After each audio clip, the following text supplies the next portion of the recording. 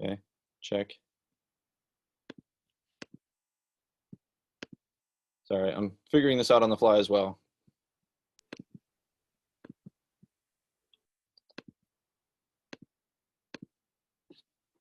All right, does that look okay? Looks good. Okay, so our first speaker tonight is Dr. Marlo Jurich-Kalick. Dr. D completed her PharmD at the University of Illinois at Chicago and completed her residency with UIC in conjunction with Dominic's. She's now been on faculty at UIC for 14 years and is the current director of introductory pharmacy practice experience. And additionally, she's also the current PGY1 community pharmacy residency director at UIC. Dr. D, thank you so much for taking time out of your week. Do you have anything that you wanted to say to start off? Sorry, I have to keep myself on mute and I have to continue telling my child to leave me alone. It's great. No, thank you so much for having me here. I think this is a good opportunity for everybody to kind of talk out their ideas, and I think probably the directors will probably share some good insight too. Awesome, thank you. And our next speaker is Dr. Nora Flint. Dr. Flint completed her PharmD at the University of Florida, as well as completing her residency at Virginia Commonwealth University in internal medicine. She's heavily involved in pharmacy organizations such as ICHP and ACHP, as well as ACCP, and is their current chair for the Residency Leadership Network of ICHP. She's a part of the pharmacy management staff at Rush University Medical Center and is the current PGY1 traditional and non-traditional residency director. Dr. Flint, thank you as well for being here. Is there anything that you wanted to say at this point? No, it's a pleasure to be here. I'm looking forward to it. Awesome, thank you. And our final speaker is Dr. Mark McDowell, who we had the privilege to hear from just a couple of days ago at our GBM. So for anybody who wasn't there, Dr. McDowell completed his PharmD at UIC as well and completed a 2-year residency at Advocate Christ Medical Center. He has since gone back to Advocate Christ to be a part of their emergency department staff. He is a past president of the ICHP student chapter at UIC, and he remains heavily involved in this chapter and organization today. And Dr. McDowell currently serves as the PGY2 Emergency Medicine Residency Director at Advocate Christ. Dr. McDowell, thanks again for being with us. Is there anything that you wanted to say to start us off? No, just echoing the sentiments of the others. Thank you so much for having me here. I see a lot of familiar names out in the audience today, so hopefully we get some good questions and we kind of all learn together. For sure. And then just so you guys, everybody knows just kind of how the flow is going to work, we have a couple prepared questions. I think about 5:30 or so, we're going to just kind of open it up depending on where we are with those questions. We're going to open it up to the audience just so we can get to some of their questions, if there are any at that point. Kevin, can I just say I unfortunately have to cut off at 6. I have to be someplace at 7. So if we're in the midst of something, I might just silently bow out. No, that's okay. I think we had planned for this to be over around 6 anyways, so that shouldn't be a problem. Okay, thank you. All right, so our first question is, what changes have each of you made to your interview process as a result of safety protocols involved with COVID-19? Well, I'm unmuted, so I'll start, if that's okay. For sure. We are going to be doing our interviews virtually,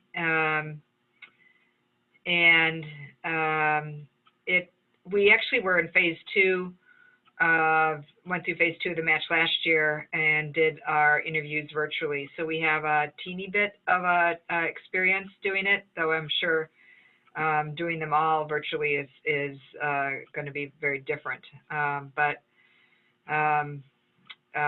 We have already met and talked through how it's going to be structured, and we are working on a video to give applicants a virtual tour. And yeah, I don't think it will be a huge problem. I feel bad for the applicants that can't come on site, but you know, we're going to try to make up for that difference.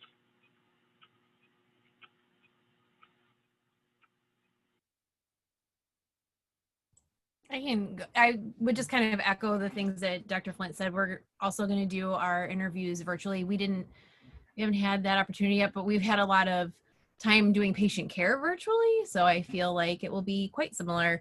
Actually, Jake, my current resident, and I were talking I think it was last week, about how we're going to attack interviews this year.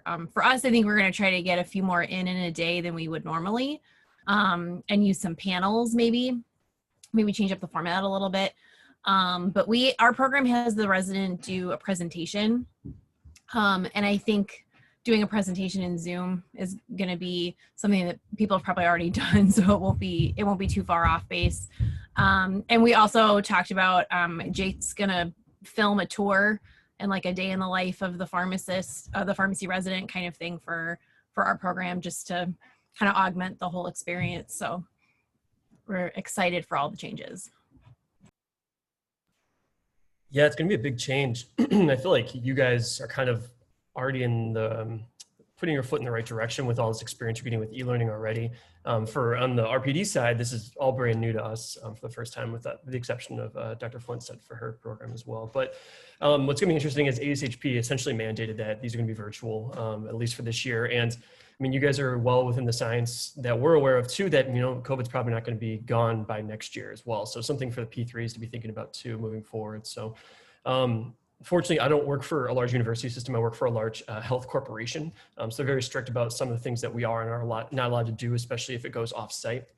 One of those things is filming on location. So we want to do the same thing, have like a little introductory film for our group, kind of film the ED where you're going to be working for the next year, but that wasn't going to fly with corporate. So unfortunately, we have to roll the punches with that. But I think the other big thing that we're gonna have to change is you got to think, you're saving costs on mid-year, you're saving costs on traveling, that applications are probably gonna be your main cost. So a lot of students are gonna have a lot more resources to spend on that, which historically might've been like a rate limiting step in terms of how many places they apply to. So at least for my program, we're expecting applications to be double or triple what we had the year before.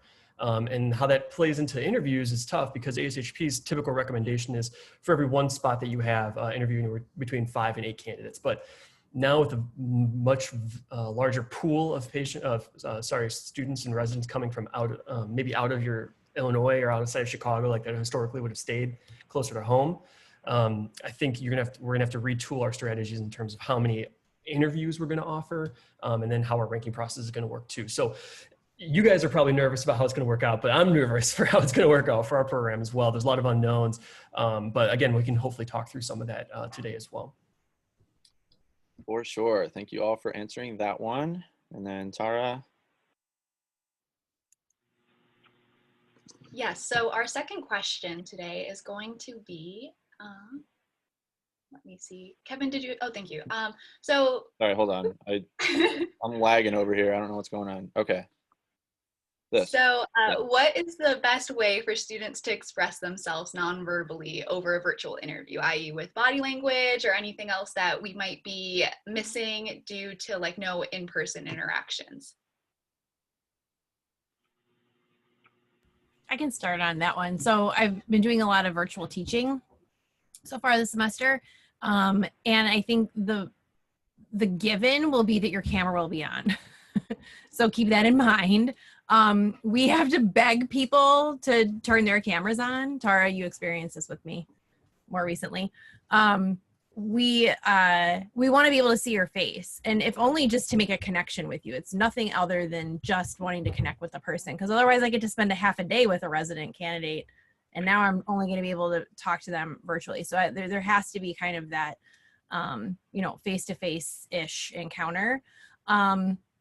And I think just kind of always, I was trying to really think about this. I'm like, lighting's your friend, which, look at this. If I turn off the light, I look a little shadowy. But if I turn on, it was a $20 Amazon ring light. It has made a big difference. I feel like I look younger.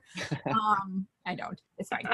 But I think like your surroundings are really important. But also don't be afraid to, be like, well, I operate from the dining room of my house and I live with my folks or a sibling or whatever. Like, it is what it is. We're not here to judge that. We just want to be able to see your face and interact with you. I think the other thing that always makes me crazy, I just spent most of today in an online workshop, is when like your people are over here, but your camera's over here and you're like, who am I talking to? We don't know. So try to make sure you're cognizant of where your camera is. I have 2 screens, and make sure that you're looking at the camera so that we can actually see your face. And kind of that, like, Kevin and Tara are both sitting super great. Like, you look like you're paying attention. We can see your whole face, you know, this kind of thing when you're kind of like floating to the background, or, I mean, just little things like that. But that's just from my experience classroom wise. Dr. Flint, you probably have better recommendations because you guys have already had to do the interviews this way. Yeah, I mean, I think, as you just said, you know, having the candidate, you know, sort of sit at attention, which is probably not necessarily easy. I mean, I just noticed as you were saying it, I was sitting back like this, and you know, so you certainly don't want to be like that in an interview. But I got a kick out of your comment about lighting. I'm going to definitely have to look at the lighting in my office. But I think really good point. I honestly don't think it's an issue with nonverbal. Well, I think that you can get a lot out of a virtual interview. I mean, I think you're right with the as long as the boxes aren't as small as my boxes right now, and you can fill up the whole screen with your face, you know, because it's going to be a one-on-one in many cases, so you can really see you know, if the eyes roll, or if you're, you know, looking elsewhere, if you're looking down, or that sort of thing. So I don't think it's going to be that different. That's my take. I feel personally attacked about this lighting. I'm very hurt. I don't mean anything towards that. I'm just, for me and my need to look under 40. Funny. So I work really closely with a lot of physicians and a lot of medical students rotate through the ED that I get to work with really closely, and they're going through applications and interview cycles now a little bit before us. So I've kind of gleaned some stuff off of them where there's tons of blogs out there for how to interview, especially in light of COVID. There's also kits you can buy online. Dr. G talked about buying some lighting, but there's also really, really popular in the medical world for these medical students interviewing is buying backdrops, professional lighting, and they're spending, you know, maybe upwards of $100 on some of this stuff, which at first glance I thought was kind of crazy. But then again, like we talked about, it's gonna be potentially a hyper competitive year for some things. So I haven't looked into it personally. I probably won't do it, but just something to be cognizant of you might be encountering in terms of competition moving forward. All right, thank you for your responses. Like, I have to get a nice backdrop, Mark, and in terms of the competitiveness. Yeah, don't tell Dr. Pexa. I don't want him stealing any of my candidates. He's way ahead of you. All right, so question number 3.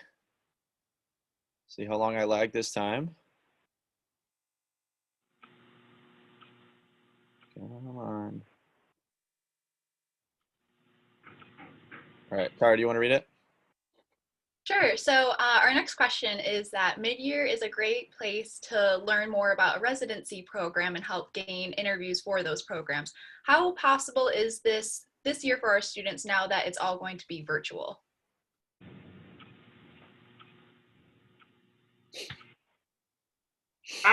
I don't know what the mid-year is going to look like. I don't know whether the other 2 program directors do, but I'm fascinated by all these open houses and other forums that are taking place all over the country with programs having their own little pre-mid-year showcase, because I think everybody's really sort of worried about what the mid-year is going to be like, and having to, you know, for anybody who's been at the mid-year and you see just hundreds of people in your session, I think we're all worried about getting everybody's question answered. And so I think the only advice I can think of is to, you know, do your homework, which we say every year, but especially this year, make sure you have those specific questions identified, because you may have a very small window to get your questions answered.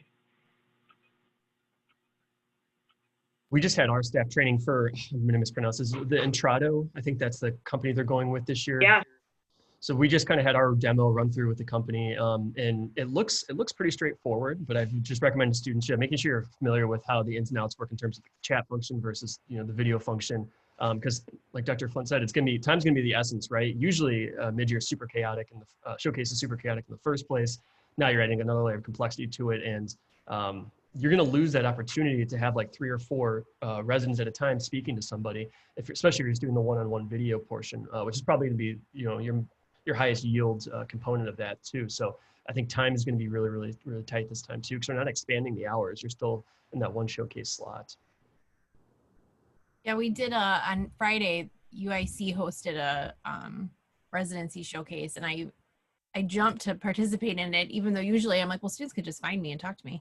But I kind of want to practice for mid-year because I have slides that I show to kind of help me remember what I'm talking about the program and the different aspects of the program. And but I actually enjoyed interacting with the students. And granted, it was a lot of people just coming to say hi, but I made it a point, as the program director, I always make it a point to take something from the person so that I remember, so that when I see the applications come through a few weeks later, I can put face and name a little bit.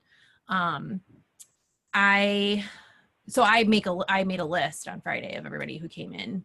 And I will do the same for mid-year so that I can remember that I talked to them. Because sometimes I get applications from people who didn't come talk to me at mid-year, and sometimes I do. It's usually kind of split for my program. But I think the preparation part is going to be the most important thing, because you're going to want to be concise so that you get your questions answered in the short amount of time that you might even have. Do you guys know, sorry, now because Dr. McDowell said that he already went through the training. We haven't done ours yet, but we kind of talked about it. And I heard that the ACCP one, students couldn't talk. They could only chat, like use the chat function. Is that the case with mid-year? Sorry, go ahead. Go ahead. There's a chat function. So there's like the kind of the main, I don't know, town hall, they call it, like group area where everyone can just type. And then the RPD or any of the staffers can pull people out of there for like a one-on-one video that includes audio as well. Gotcha. Okay. I was a little nervous. I was like, oh no, that's not going to be any good. We can't do that. That makes more sense. Okay. Thank you. We still have to learn how to do it. Okay. So.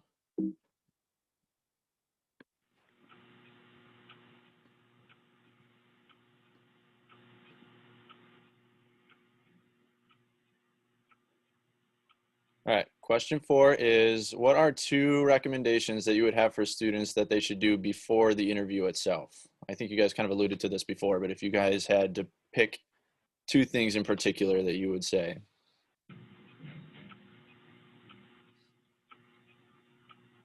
Come with questions. I mean, just do your homework, right? And that's like the most frustrating thing, is answering questions that are easily found on the website. And like they tell you that at every single panel, but you'll be shocked by how many people will still do that. Like, oh, what's your staffing component? Is there a staffing component? And that's just kind of shooting yourself in the foot, because that's the, you know, you always take that business card, and like Dr. D said, and you're gonna write something on the back of it, and you don't want it to be like, oh, they should have done their homework. So you'll be surprised by how people will mix that up, but just make sure that you pay attention. And then even on the Intrado platform, there's actually like a bio page for each program in there too that links probably to their website as well. So just make sure you're kind of doing your due diligence with that. I would say come ready to give real scenario, examples of real scenarios and answers to questions that are asked of, tell me about a time where you made a great intervention, or tell me about a time where you failed and what did you learn from it. You know, you have great experiences in your rotations, whether they're real on-site or virtual, and you've probably, you know, had some really great experiences. You've gone home at the end of the day and said, wow, I really made an impact today. Or you know, had an unfortunate day where you've gone home and beat yourself up. But then you said, okay, now what did I learn? And I'm gonna, you know, get back on the horse tomorrow and do better. And so be ready to talk about those situations, because that's really what I want to know about you. Those vignettes tell me a little something about that. We commonly ask about tell me about a time you made, a good intervention, and the complexity of the intervention helps me to understand whether, if it was just like, oh yeah, I called the doctor and I told them to change from Q12 to Q-day because their renal function was not very good. Yeah, well, ho-hum, la-di-da, that's not very interesting. But, something that's a little bit more complex that required some literature searching, that, you maybe had to talk to the doctor and then he or she wasn't convinced, and you had to go back and regroup, and then you went back and then you convinced them, and that tells me a different story. I agree. And I think those stories, the more details you give, the more we know that it's not exaggerated or made up. I definitely interviewed with somebody who will remain nameless, but is at UIC and used to direct a residency program, who asked me that question about an intervention you made. And I had a great intervention, and he kept asking me questions about it. Well, where did you find the answer?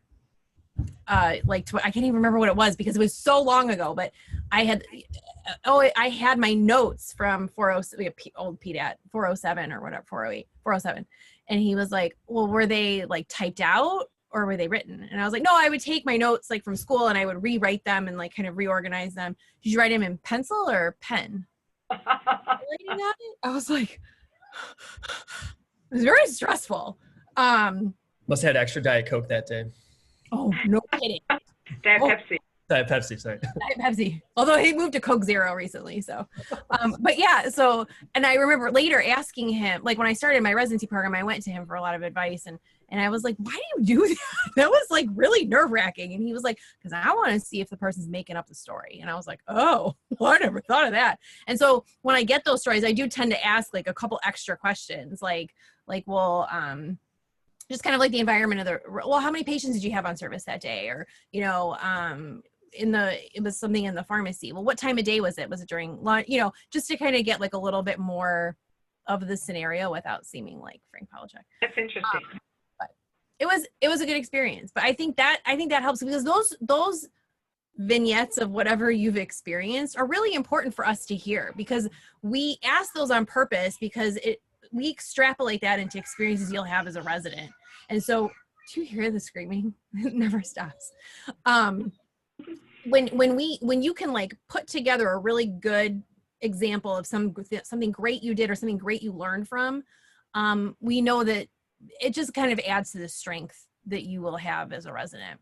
I was gonna say, well, the only other thing was, I think before you interview, I get candidates who will email me directly because maybe they can't participate in mid-year or whatever.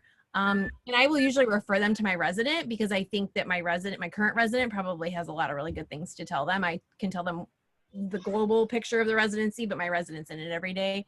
And so when you do that kind of stuff, the resident remembers that too. And I incorporate the resident a little bit in some of our interview process. Well, he's in the interview process, but some of the vetting process of everybody.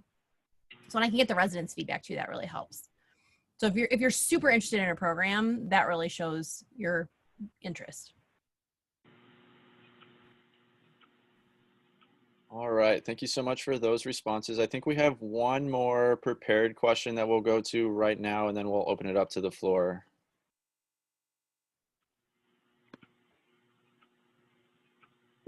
Maybe. I've never seen it lag this much before. Okay. So interviewing via computer can tempt an interviewee to have notes pulled up on their computer. So as an interviewer, is this something that would be noticeable, or would that kind of take away from the interviewee's responses if you can see that they're just kind of reading off of prepared notes?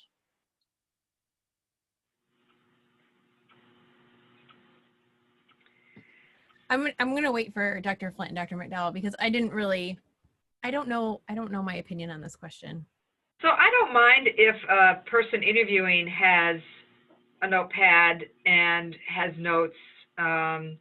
I mean, I think for the most part, they're probably notes themselves about questions they want to ask, so they don't forget that. So, and of course, you know, writing things down during an interview based on the conversation is perfectly acceptable. I do remember one interviewee in the last year or so who was actually reading like answers, like the questions I would ask him, he would go to his notes like he had prepared answers and read from them. And that really was like, turned me off. Like, if you can't be genuine and answer questions, you know, off the cuff, that's an issue. But I think that if you're referring to notes to help guide you, I don't think that's a problem, unless I'm missing something. Yeah, I think it's kind of two different things, right? Like, you're gonna have notes with questions on it, which is, to me, that would show me that you're prepared, that you care about this program. Versus, yeah, someone reading directly back a question to you is pretty strange. But yeah, I mean, you're gonna be nervous. So I would definitely have, you know, like a second screen open or a notepad, making sure you're hitting your highlights of how you want to sell yourself, your accomplishments, what you can achieve, what you would bring to the program. And then the worst thing to do is end an interview and not, you know, really put all your best work out there. So maybe just having a checklist to make sure, you know, like, hey, I just want to reinforce it. Like, I have good leadership skills. You know, I hosted GBMs for ICHP, or did this for a fraternity or something. So just kind of making sure you have your agenda that you want to make sure that the RPD knows before the call is over. But I think that's totally fine. And I mean, your guys' generation I feel like can roll with the punches pretty well with technology. So I don't think that should be an issue for you guys. I would just add that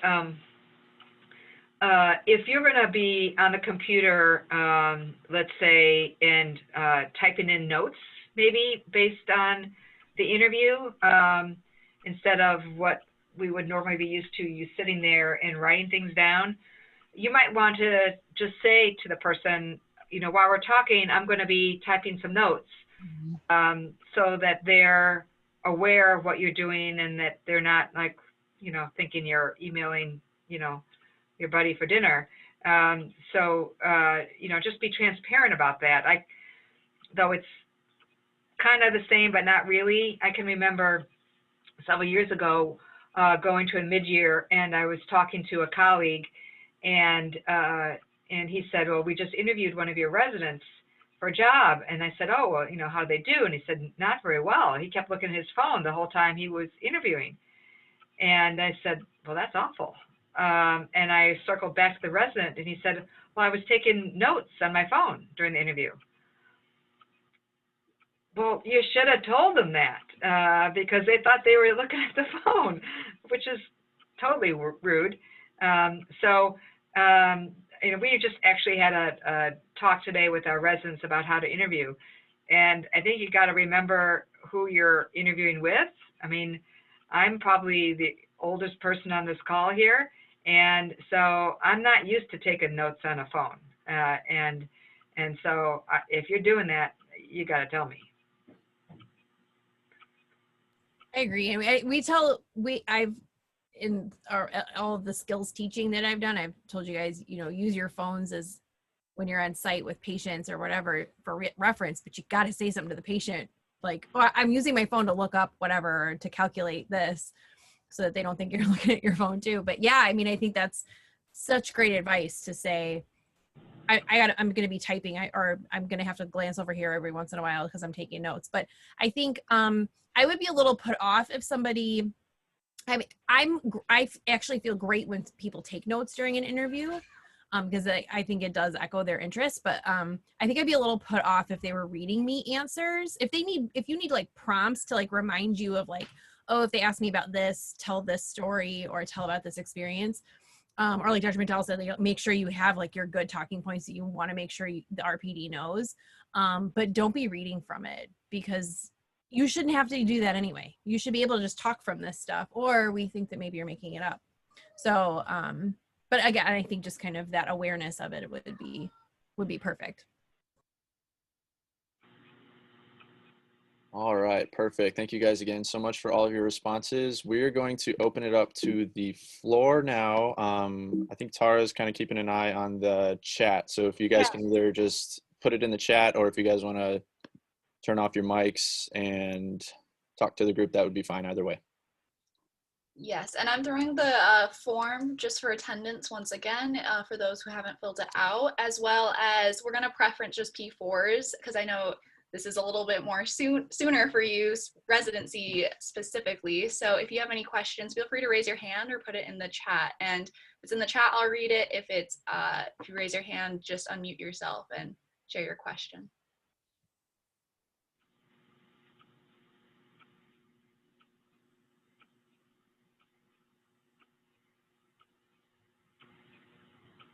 The suspense is. I actually do. Oh, okay. So sorry. Matt has a question. So you can ask the P4 questions first, but Matt Odishu was wondering, is it bad to take a moment to think about an answer? Would you prefer that to reading off of notes? Oh, yeah.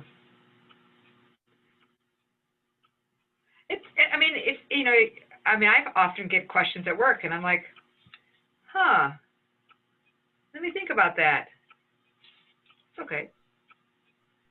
I'm totally fine with that. I did have one person interview one year early in my program, and she had to think of an answer for a little too long, and I had to be like, you know what, we're gonna come back to it. It's fine.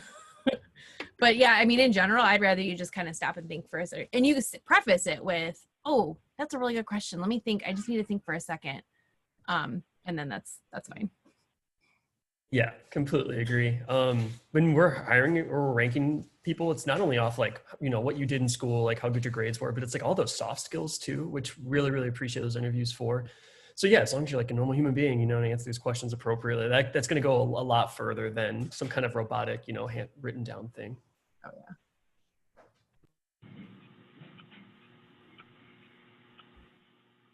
Okay, so we have another question in the chat. It says, hi everyone, thank you again for your great advice and insight. With our new virtual reality being less than perfect, how do you anticipate tackling technical difficulties in the middle of an interview? Oh, that's a really good point. We're gonna have to have an alternate.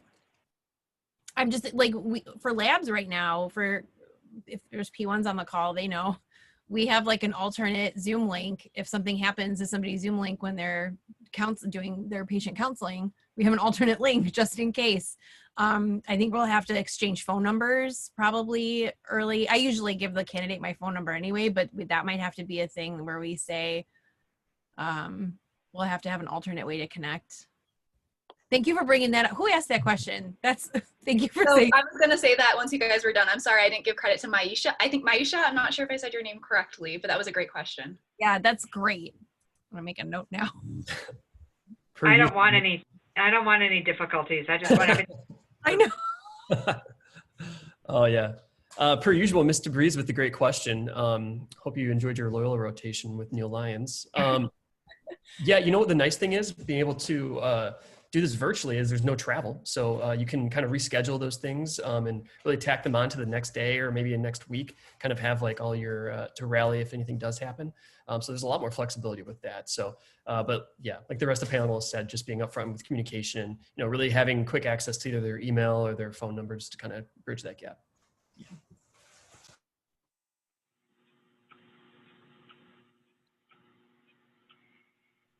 Hi, this is Alyssa. Sorry, I know you said raise your hand. I'm not sure how to do that. No worries. You guys can just share questions too. Unmute yourself. It was just to try in case a couple people started talking, but no worries. Please go for it. I'll take I know I don't look the best, guys.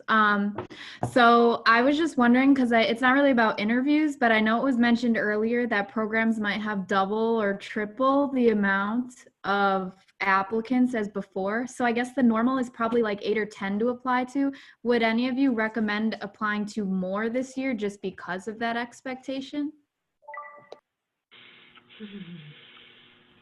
As a PGY2 RPD, I'm going to step back from this one. But again, when I brought that up initially, there's no data to support that since that forecast hasn't opened yet, but that was just my kind of general feel for the vibe of what's going to happen this year. Forecast is open. I think it just opened today. I didn't look at the emails today. Go ahead. No, you go ahead, Muller. I was going to say, I'm glad Dr. Mardell said that because I had not considered that more people would apply. I've had, here's the thing. I think you should apply to places that you are truly interested in. I think I will expect to probably see more people because my program is community ambulatory care. So I tend to get people who are very focused in community ambulatory care. I'm expecting this year now, the more I think about after Dr. Mandela's comment, I'm probably going to get people who are interested in a lot of different programs. And I think that's okay. But remember that if you really want the interview there, the program is going to spend time talking to you. So don't just be like, oh, I wonder if it's like it's my dream school. I'm going to try to just see what happens. To try to be serious about wanting to go there. But I know that people get limited by I don't have the kind of money to travel to 15 different states to see these programs. But you have to be cognizant too of if everybody you apply to gives you an interview, how are you going to handle all of the scheduling of that too? Even though you don't have to travel, it's still going to be a good chunk of time out of your day. And in the case of you guys at UIC, is that your mod off, or are you going to be on rotation that mod? Are you going to be able to juggle all those interviews along with being at site? So that's a really good point though, Alyssa. My suggestion is that you maybe don't think about necessarily increasing the number, but think about expanding the type of places you apply to. Whenever I get a chance to talk to P4 students, and anybody on the call that's rotated here at Rush has heard me say this, the academic medical centers tend to be pretty popular and pretty competitive, and I strongly encourage students to look far and wide at lots of different programs, different program sizes, different hospital sizes, look at community settings. And so I'd like to say is have your portfolio of applications be a little bit more diverse. Mm-hmm. And you might be surprised. You could see some programs you never thought you would have been interested in that aren't the 600-bed hospitals at an academic medical center. And so that would be my advice. Thank you.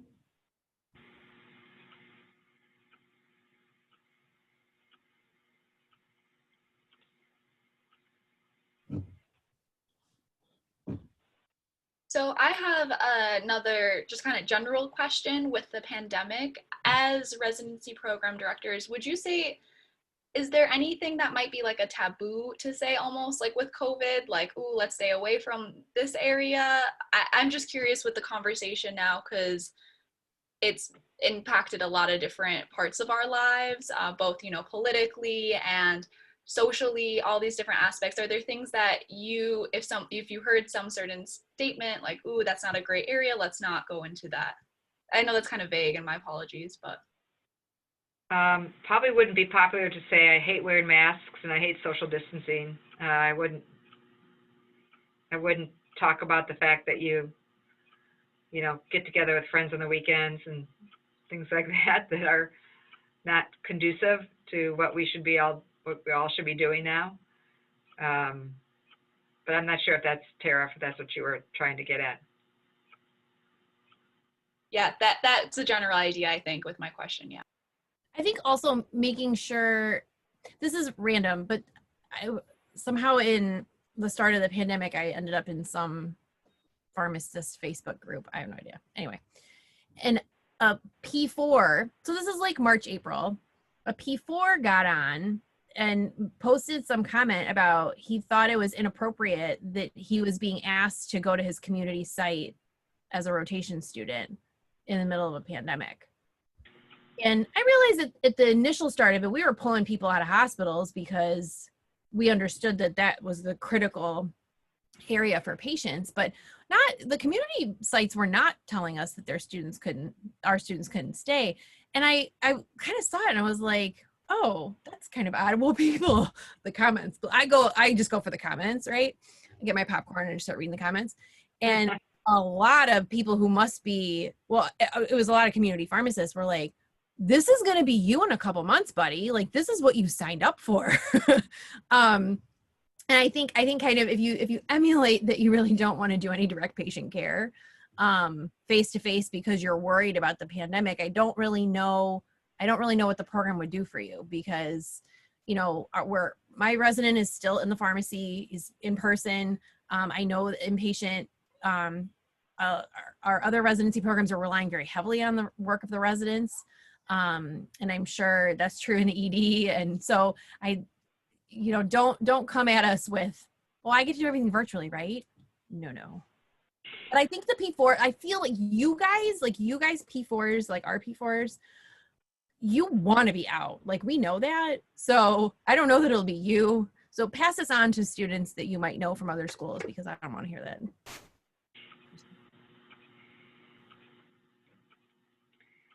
And I think you maybe were taking the angle of bring up politics in it. I'm not sure if maybe that's what you're getting at or not. And I would say just probably steer clear of that, right? That's not what you're there for. You're there to learn. You're there to help. So I'm not sure if that's exactly what your question, but yeah, I would just steer clear of that for sure. Yeah, just all aspects of how to talk about it, because it is a hot topic. But thank you all for your responses. And we have another question in the chat from Mara. So she says, hi, everyone. Thank you for taking the time to do this tonight.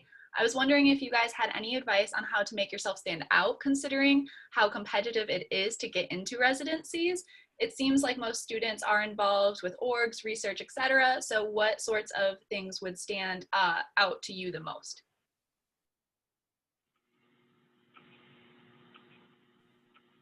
I'll say, and I've told P4s this before, I rely very heavily on cover letters. If I don't know, and I know you guys, but like, if I don't know the person, I rely very heavily. I think this is good global advice probably.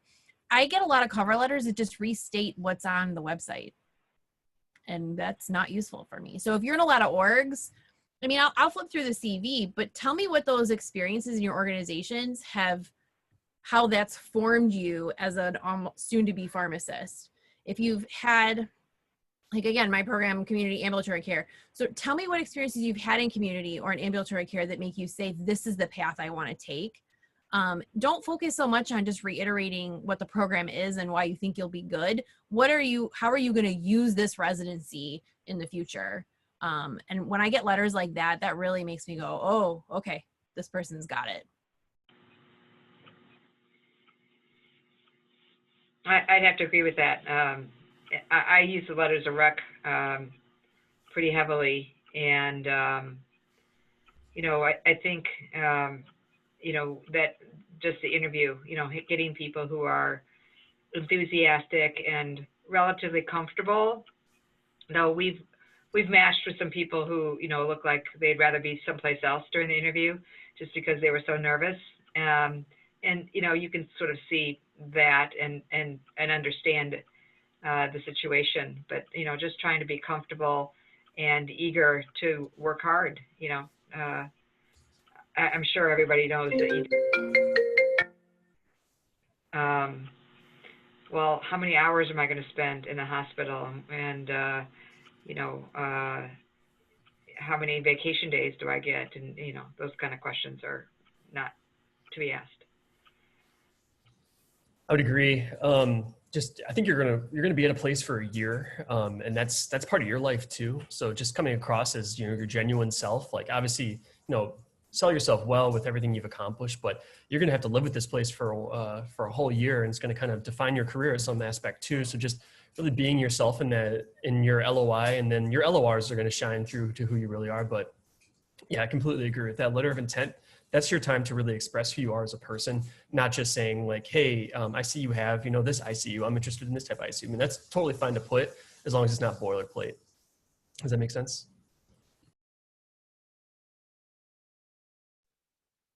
Thank you. And we have another question in the chat from Taylor Holder, who says, hi, everyone. Thank you so much for all the advice you've given in this talk so far.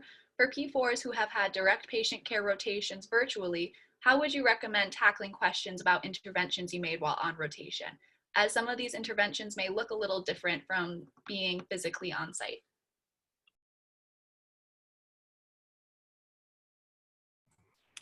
I think definitely prefacing it with, kind of describing the rotation experience you had and noting that it was virtual. I think a lot of RPDs will kind of take that into consideration as it relates to whatever story you're about to tell. But I think that's helpful at a minimum.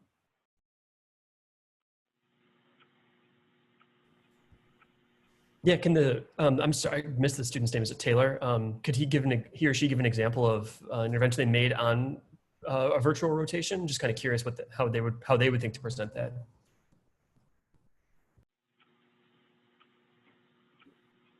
Hi, this is Taylor. Yeah, I can give an example. So I did a MICU rotation virtually. So our rounding, we would round with the team, and then we would give our recommendations to the pharmacy resident, and she would relay them to the physician. So an intervention that I made was a patient was on empiric therapy for VAP, and they weren't on vancomycin coverage when they should have been. So I recommended to add that for the patient's regimen. I think the way you gave like those kind of details, that's totally appropriate, and definitely kind of adding more details, more of how the experience went, how you sold the recommendation to that resident, what the resident's thought was. And then if you have patient outcomes, it's always great too, in terms of, hey, the sputum culture came back or the BAL came back positive for MRSA, so the intervention really had some follow-up with it as well. But that seems to me like a perfect intervention, the way you explained it, again, just with some more of those details in there. I think this question is really a great segue into the questions that will be obviously common during the interviews is, what did you do during COVID? And to me, when I see this question, what strikes me is I want to know more about your virtual rotations, because my perspective is we have students here on site, and I might be like, what can we accomplish virtually? Because frankly, at the moment right now, we're looking at moving people more virtually. And so I would like to pick your brain about how successful were you virtually, and what did you learn? And, I would want you to tell me how you turned lemons into lemonade.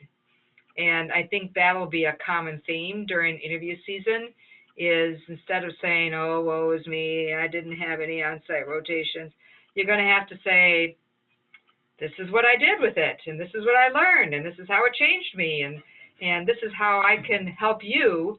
Is if we are, God forbid, still doing, if we're still doing virtual interviews in 2022, I'm going to be sad, but if we're still doing a lot of remote and work and heavy into pandemic all through next year while you're doing your residency, then your skill set may be actually very, very valuable.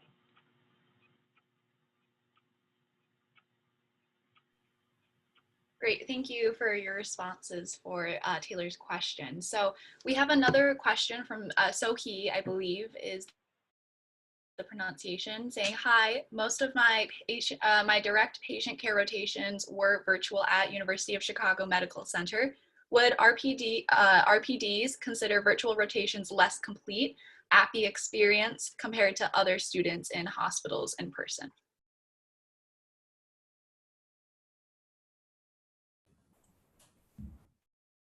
Go ahead. I'm just going to say no. You're in significant company, I think, all across the country. Yeah, I was gonna just add as IPP director. No.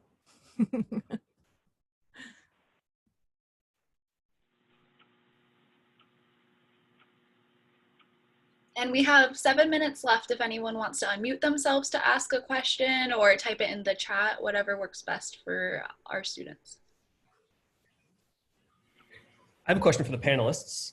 Are you guys going to miss the showcase? Like physically being there? Yeah. Yeah. Mm. Especially when it was in New Orleans. Well, very true. Very true. It's fun. I mean, when I was pregnant with my second son, and I literally flew down for like 30 hours. I went down for the showcase and came back because it's a cool experience. It does get your juices flowing. I'm kind of over going to mid-year period, but you know, just seeing the camaraderie in the showcase with your residents and the preceptors and I don't know, it's kind of a cool experience. But compared to the virtual, yeah, I don't know what that's going to be like. What a super spreader event though. Like looking back, like, oh. Yeah. I will say though, I think it's always neat to hear that's when I started to hear my resident talk about their experiences, like to a prospective candidate. Yeah. And I kind of like, oh, like proud mom moment. Because I remember my resident last year, Michelle Smith, who probably most of you know, I kept hearing her say, I am living my best life. Like with every person. And I was like, oh my God, this is so funny. Well, I'm gonna miss kind of that. And it's usually a time where we kind of like if you have more residents in your program, they bond. You can kind of bond with your resident because you're all traveling together. It's okay. I think safety is above all. And you guys have been so, P4s for sure. You're so flexible and you're so adaptive right now. And I know it'll still be a great experience regardless. I actually had a question if we don't have it in the chat. It might be kind of hard to answer right now, but I was just curious, moving forward, what aspects of this like virtual interview process do you see yourselves using moving forward, even if it goes back to in-person, if anything? Could barely hear you. What aspect of the virtual interview process are we going to use going forward? Oh. That's a good question.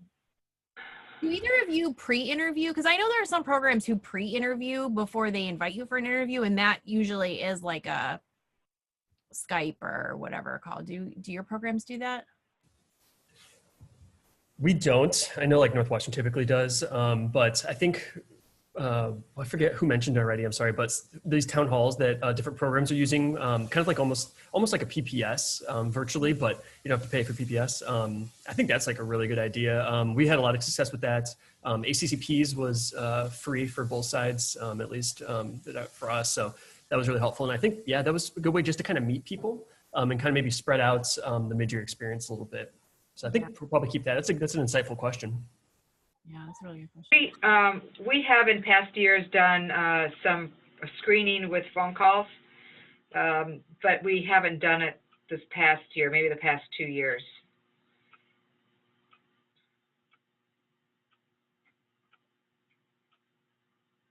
Yeah, I almost wonder if we'll, depending on how many applicants we get, use like a quick Zoom kind of discussion, like a phone screening kind of thing, knowing that we all can now.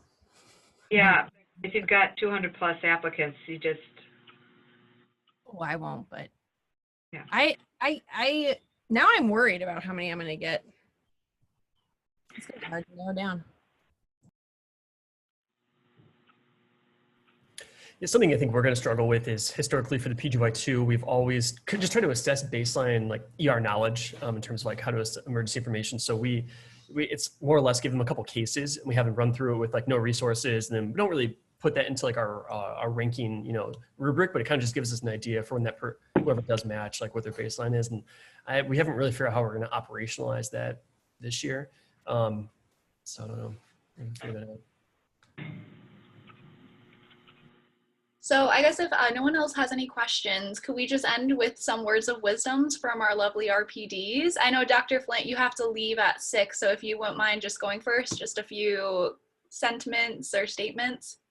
Be your true self, be enthusiastic, smile, ask questions.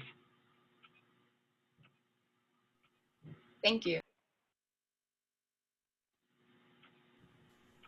I'll just repeat what I said on Tuesday. I went to UIC to be the best. You guys are the best. So you guys also keep that in mind while you're on the interview circuit, that you guys come from a very, very good school with a large network of alumni, and just make sure you're utilizing that to your best advantage as possible. And yeah, be yourself and have fun. This is the fun part, getting those interviews, going out and meeting different people. Just remember that's also a networking tool as well. People that, you don't match every program, obviously, that you interview at, but those people will remember you for the rest of your careers, ideally. So just kind of leverage that to your advantage as well. Yeah, I would echo all of that, and also kind of remind you that your interview is also, while we're interviewing the candidate, you're also interviewing the program. And I think somebody said that before. So I'll keep that in mind too, that it's a little bit of like how well you feel like you fit in there. So make sure you ask those questions to kind of gauge that too.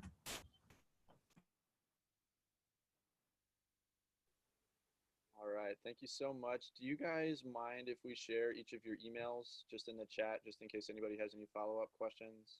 Is that okay?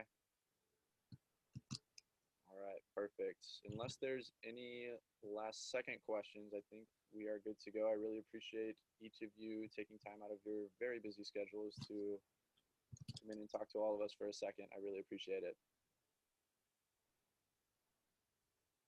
Thanks, everyone. Thank you. Have a good night, everybody.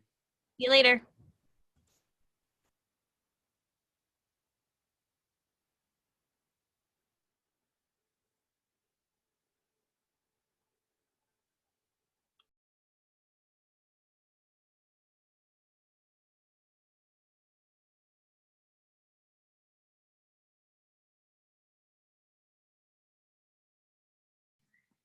Hey, does Flames have a different form, or should we just fill out this? I was just gonna upload each email individually into it for Flames. We can try this one because I know the P4s especially want it. You can try to see if this does anything.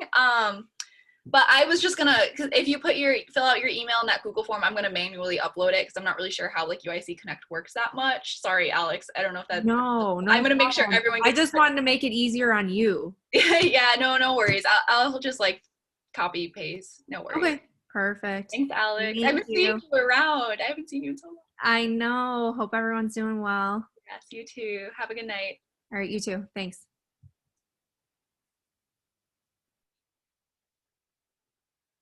Alec, get off. Just kidding. I don't know if he hears us. I'm a little worried about this video because I was moving around the speakers on my screen a lot. I don't know if it's like a direct video. Oh, I don't know. I don't think anyone's gonna care about that too, especially when I was trying to leave. You're just too into it, Alec. No worries. I hope you and Nikki are doing good. We are surviving. We're doing all of our fellowship stuff. It blows, but yeah, it's all right. Off this mod? What's that? All right, do you have off this mod or next? We both